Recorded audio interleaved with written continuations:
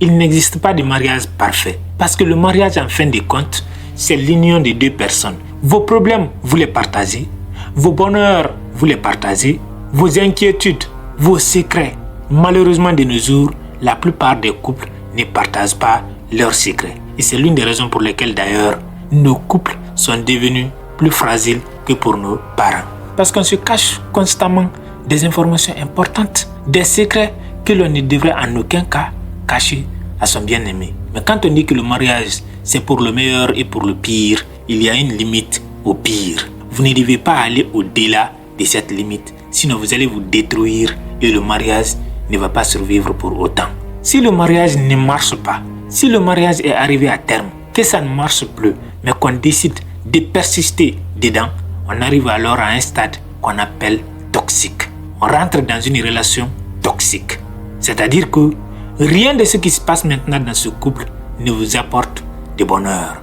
Votre mariage devient votre point de focus. Vous n'avez absolument aucune autre préoccupation. Votre mariage est devenu le point central de vos problèmes. À ce stade, il faut arrêter.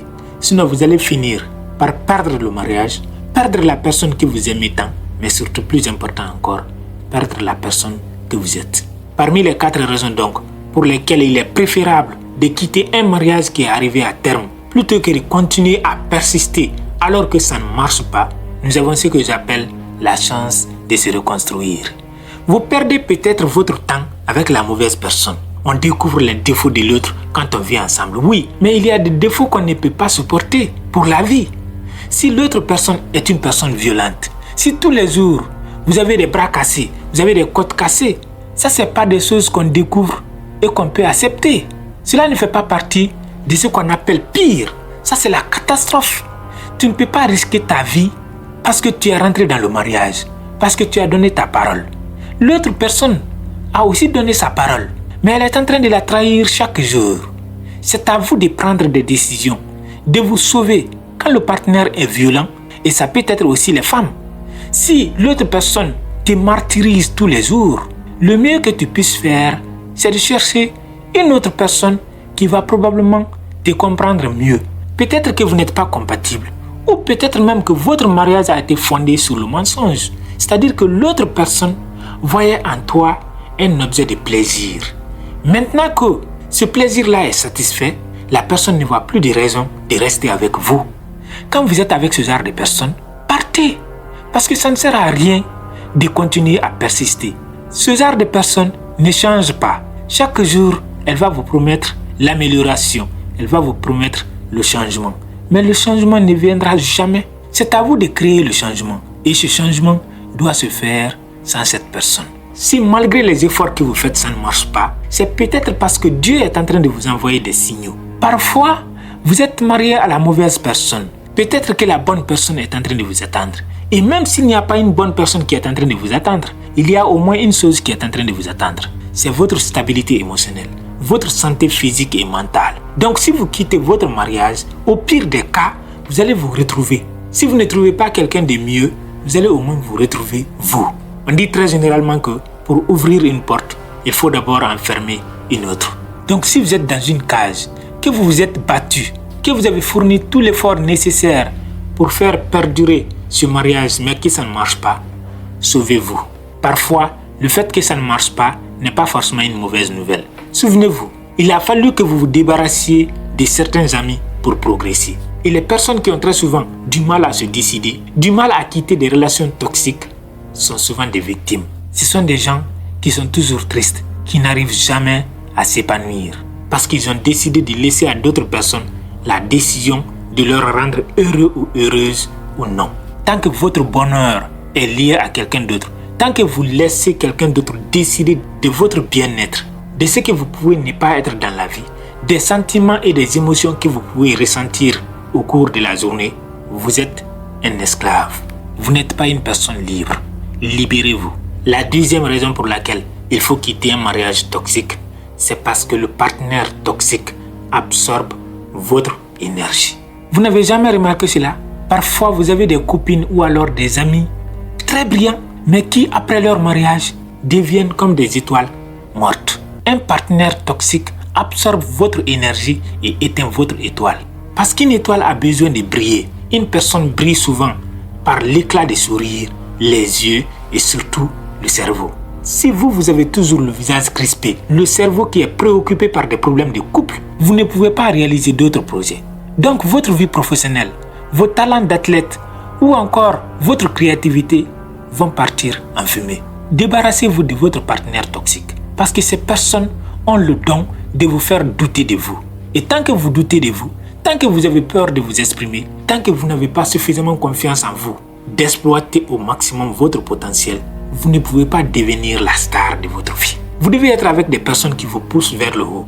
Des personnes qui, lorsque vous perdez confiance en vous, seront là pour vous encourager et vous faire réaliser que vous en valez la peine, que vous avez le talent et que vous êtes quelqu'un d'incroyable. Votre partenaire, c'est votre coéquipier.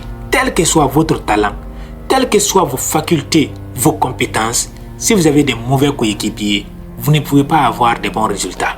Même si vous n'êtes pas une personne extraordinaire, si vous avez des coéquipiers qui sont là toujours à vous encourager, avec lesquels vous avez la même vision et vous travaillez ensemble dans l'harmonie, dans l'amour, ils vont toujours vous pousser vers le haut. Le bon partenaire va vous pousser à vous découvrir des talents que vous-même, vous ne saviez pas que vous possédiez. La troisième raison pour laquelle vous devez quitter le mariage toxique, c'est pour retrouver la personne qui tient à vous le plus. La personne qui vous aime plus que tout au monde. La seule personne qui ne va jamais vous trahir. Et cette personne, c'est vous. Quand vous êtes dans un mariage toxique, vous vous perdez. Donc, vous n'avez pas votre partenaire, vous n'avez pas votre mariage et vous n'avez pas votre personne. Quand vous prenez la décision de vous libérer, vous retrouvez votre personne. Donc, vous retrouvez quelque part quelqu'un que vous n'auriez jamais dû perdre.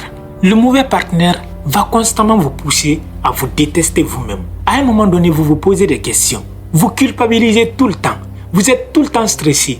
Vous n'arrivez pas à avoir une stabilité. Vous êtes tout le temps en conflit avec vous-même. La première personne avec laquelle vous êtes en relation, c'est vous-même. Si vous êtes incapable de régler vos conflits personnels, vous ne pouvez pas régler vos conflits avec l'autre personne. Imaginez alors que l'autre personne est à la base des conflits que vous avez avec votre personne. Elle vous culpabilise. C'est elle qui vous trompe, mais c'est vous qui êtes en train de pleurer tous les jours. Vous vous dites que peut-être que je n'arrive pas à le satisfaire, peut-être que je ne suis pas bien, peut-être que je ne suis pas assez belle, peut-être que je ne prends pas soin de moi. Non, quittez ce mariage et allez vous réconcilier avec vous. C'est très important. Ou alors faites une pause. Mais si vous laissez l'autre alimenter votre sentiment d'inconfort, si vous laissez à l'autre personne le plaisir de vivre la belle vie, de faire ce qu'elle veut de vous, vous n'allez jamais retrouver la paix, le respect que vous méritez. La quatrième et dernière raison pour laquelle vous devez quitter un mariage toxique, c'est pour vos enfants. Je suis le premier à clamer haut et fort qu'il faut se battre pour préserver son mariage. Parce que pour moi, on ne peut pas rentrer dans le mariage et fuir dès la première occasion. Mais s'il y a une chose que je reconnais, c'est que certains mariages n'ont absolument aucune chance. Certains mariages ne méritent même pas que l'on se batte pour que ça continue. C'est par exemple le cas des mariages où il y a une violence extrême d'un partenaire sur l'autre, où il y a du harcèlement continu. Généralement, les gens pensent qu'il faut frapper quelqu'un pour que la personne ressente la douleur. Mais généralement et surtout dans notre société d'aujourd'hui, dès que tu parles de violence conjugale, les gens pensent tout de suite à un homme qui frappe sa femme. Non, le harcèlement c'est aussi de la violence. Si votre femme vous rabaisse tous les jours, si après une dure journée au boulot, vous avez peur de rentrer chez vous parce que vous savez que la femme qui est là-bas est pire que votre chef, alors vous n'êtes pas marié à la bonne personne. Ce genre de mariage n'est pas censé perdurer. Quand vous avez des enfants, vous avez une responsabilité supplémentaire de rester dans votre mariage. Parce que vos enfants ont besoin de leurs deux parents à leur côté. Mais vous savez ce qui est encore plus important pour les enfants que leurs deux parents à leur côté, c'est un environnement sain. Si votre couple ne fonctionne plus, ça va créer des tensions perpétuelles à la maison. Et si les enfants doivent assister tous les jours à des violences entre maman et papa, ça ne va pas les aider à s'épanouir. Ils ne vont pas grandir comme les autres enfants. Et ça va se refléter sur leur avenir. Donc si votre mariage est une cause perdue, le mieux que vous puissiez faire, c'est de partir. Parfois, ce n'est pas en restant que vous mettez vos enfants en sécurité. Ce n'est pas en forçant les choses que vous allez rendre service à vos enfants. Si ça ne marche plus, le mieux que vous puissiez faire, c'est de partir et laisser vos enfants grandir dans un environnement sain.